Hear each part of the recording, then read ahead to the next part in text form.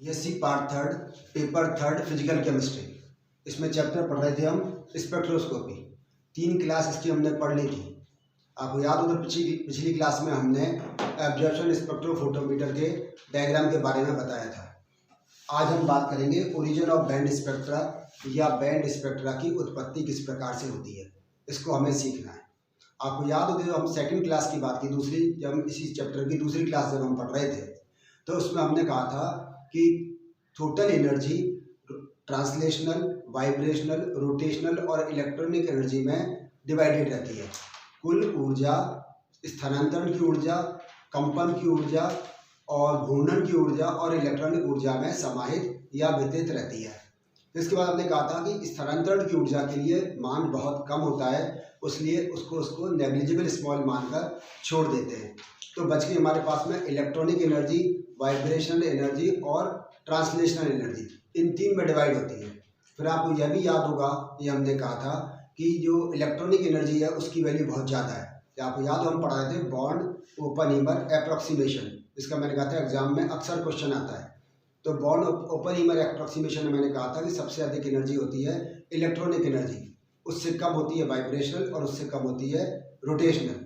और इलेक्ट्रॉनिक यदि हम वाइब्रेशनल एनर्जी में 10⁻³ से मल्टीप्लाई करें तो वो इलेक्ट्रॉनिक एनर्जी के बराबर होती है, और रोटेशनल एनर्जी में हम 10⁻³ से मल्टीप्लाई करें तो वो लगभग किसके बराबर होती है, वाइब्रेशनल एनर्जी के बराबर होती है। तो इस प्रकार से हमने ये सब उस क्लास में जाना था। तो उसी के आधार पर हम यह बात करेंगे ओरिजिन ऑफ बैंड स्पेक्ट्रा की। या फिर दोहरा लेते हैं, हमने कहा सबसे अधिक एनर्जी डिफरेंस किस में होगा, इलेक्ट्रॉनिक में, उससे कम वाइब्रेशनल में, उससे कम रोटेशनल में। समझने की कोशिश करें यहाँ पर।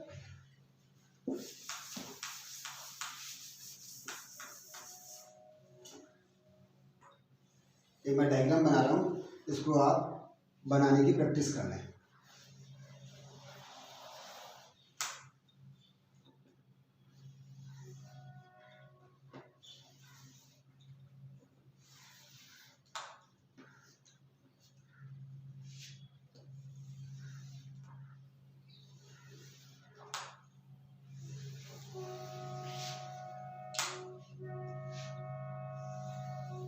अब देखो, ये एक इलेक्ट्रॉनिक लेवल है। मान लीजिए यहाँ पर n की वैल्यू या e की वैल्यू 1 है, तो यहाँ n या e की वैल्यू 2 होगी। ये पहला इलेक्ट्रॉनिक लेवल, ये दूसरा इलेक्ट्रॉनिक लेवल। ये वाइब्रेशन लेवल्स है। ये वाइब्रेशन लेवल की वैल्यू 1, ये V2, V3, V4 और V5। ठीक है, इसमें बहुत सारे रोटेशनल लेवल्स हैं।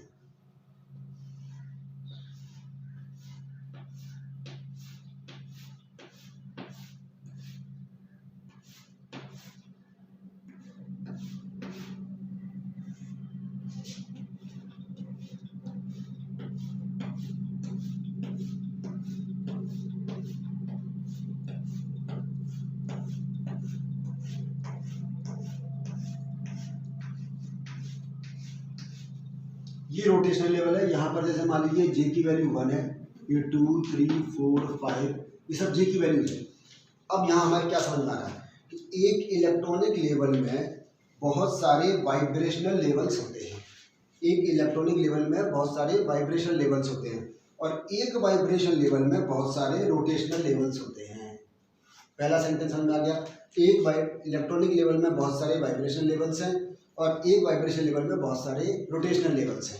इसका मतलब ये इलेक्ट्रॉनिक एनर्जी सबसे ज़्यादा, जैसे हम पहले बात कर रहे थे, वाइब्रेशन उससे कम और रोटेशनल की वैल्यू उससे भी कम है। ये बात समझ में आ गई।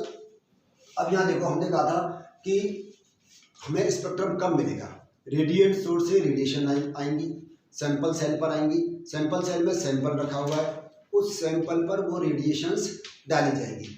उनमें से कुछ रेडिएशंस का ये एब्जॉर्प्शन कर लेगा और रेस्ट को ये जाने देगा। जिन रेडिएशंस का ये एब्जॉर्प्शन करता है उससे या तो उसका इलेक्ट्रॉनिक लेवल चेंज होता है, या उसका वाइब्रेशन लेवल चेंज होता है, या फिर उसका रोटेशनल लेवल चेंज होता है। ये डिपेंड करता है कि कितने एनर्जी की रेडिएशंस, कितनी फ्रीक्वेंसी की रेडिएशन, या किस वेवलेंथ की रेडिएशन, या किस वेव नंबर की रेडिएशन इस पर डाली जा रही है। तो उस पर डिपेंड करता है कि इसका इलेक्ट्रॉनिक लेवल चेंज होगा या वाइब्रेशन होगा, या केवल इतनी कम एनर्जी की रेडिएशन है कि उससे केवल इसका रोटेशनल लेवल ही चेंज हो सकता है। तो उससे हमें अलग अलग प्रकार के हमें बैंड स्पेक्ट्रम मिलते हैं। इसी को हमने नाम दिया था आज की क्लास का ओरिजिन ऑफ बैंड स्पेक्ट्रम या बैंड स्पेक्ट्रा की उत्पत्ति। अब समझने की कोशिश करो। पहला केस हम लेते हैं। यदि हम क्या करें, इस पर 0.0005 इलेक्ट्रॉन वोल्ट एनर्जी की रेडिएशन से डालें।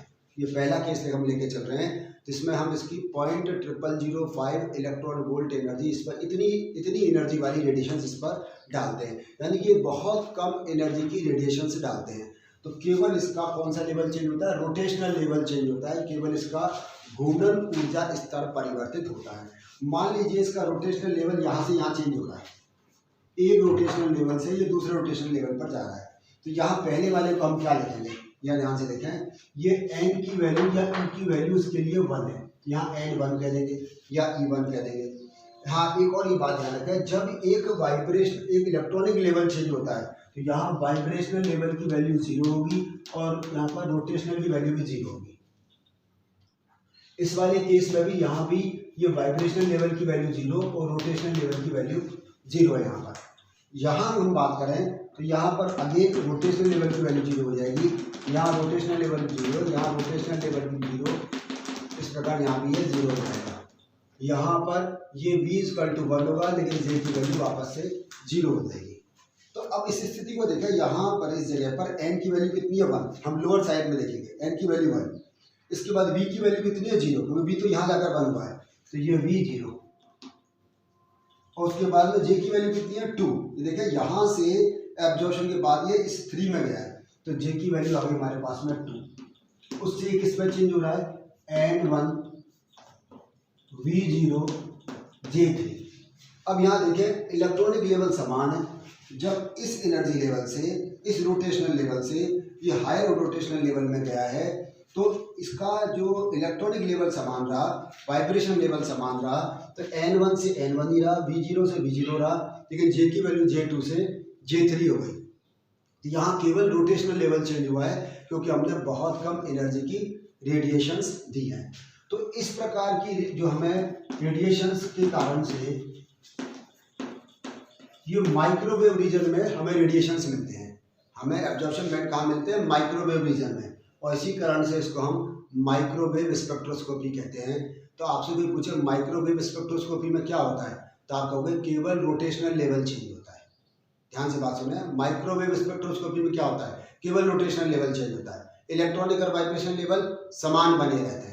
कितनी एनर्जी देते हैं, 0.0005 इलेक्ट्रॉन वोल्ट एनर्जी दी जाती है, और यह इतनी कम एनर्जी है कि इससे केवल रोटेशनल लेवल चेंज होगा, इलेक्ट्रॉनिक और वाइब्रेशन लेवल चेंज नहीं होता है। तो पहले प्रकार का बैंड स्पेक्ट्रम मिला वो माइक्रोवेव रीजन में मिलता है, और माइक्रोवेव रीजन हमने पहले दिन पढ़ाया था, तो आप याद करो हमने कहा था कि लेफ्ट टू राइट जाने पर एनर्जी कम होती चली जाती है और माइक्रोवेव की एनर्जी सबसे कम थी।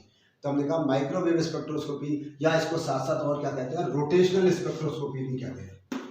रोटेशनल स्पेक्ट्रोस्कोपी क्यों कह रहे हैं, घूर्णन स्पेक्ट्रोस्कोपी, क्योंकि इसमें केवल रोटेशनल लेवल चेंज होता है, घूर्णन लेवल चेंज होता है, इसलिए हम कहते हैं रोटेशनल स्पेक्ट्रोस्कोपी अथवा माइक्रोवेव स्पेक्ट्रोस्कोपी भी कहते हैं।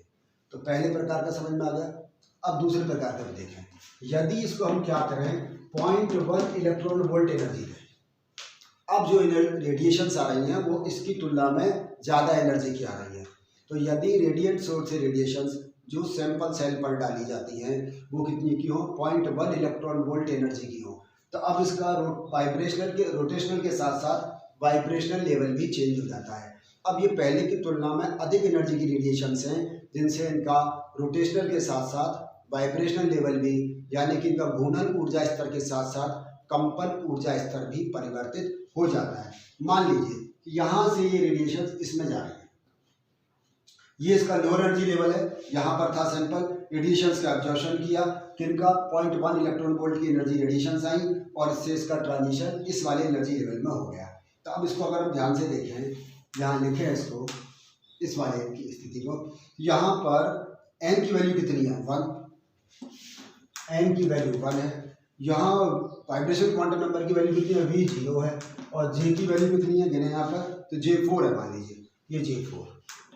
इससे ये किस में चेंज हो रहा है, अब यहाँ पर n की वैल्यू तो यहाँ जाके 2 होगी, तो n की वैल्यू यहाँ भी इसी के लिए 1 है, तो N1 V की वैल्यू 1 और जे की वैल्यू कितनी हो गई 1 2 3 4, जे की वैल्यू 4।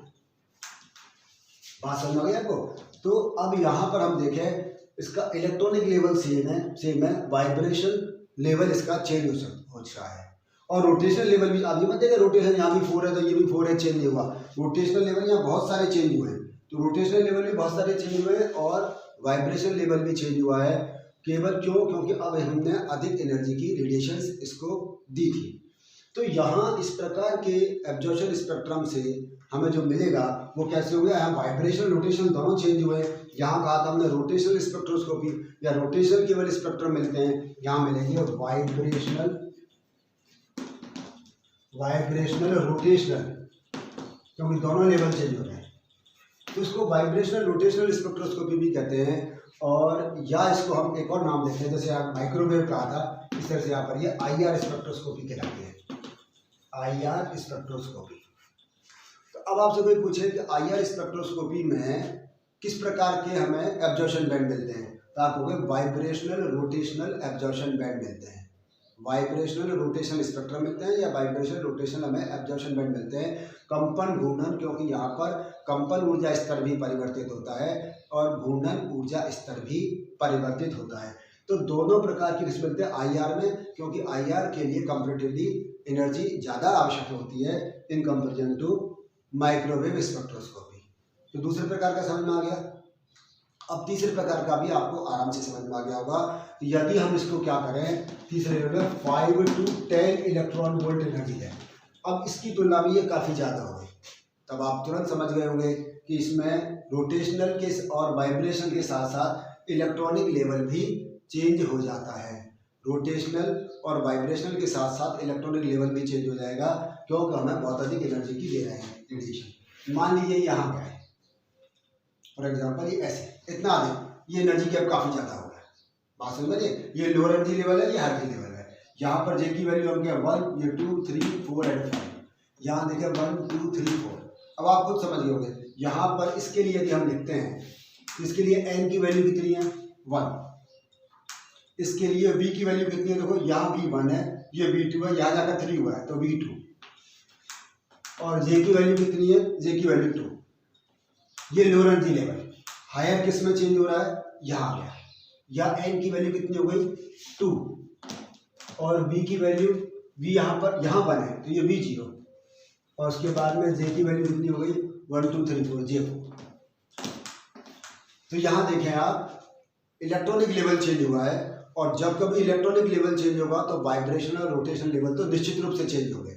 तो वाइब्रेशन लेवल भी और रोटेशन लेवल, ये नहीं समझेगा इससे ये कम हो गया, बहुत सारे वाइब्रेशन लेवल चेंज हुए हैं और बहुत सारे रोटेशनल लेवल चेंज हुए हैं।